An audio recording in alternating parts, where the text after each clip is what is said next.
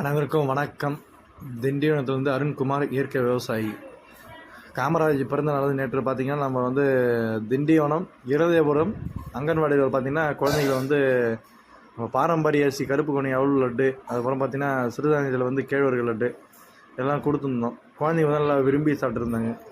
இந்தமாரி குழந்தைங்க இயற்கை முறையில் விளைஞ்சப்பட்ட பொருள் உண்டு.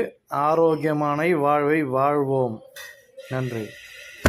இலையோடு சுடுசோறு படும்போது நார்ச்சத்து செயற்கை இலை போட்டு நன்றாகினோம். கொதிக்காத காய் தின்று திரி பூனை தெம்பாச்சு அறியாமல் அறிவை நாம்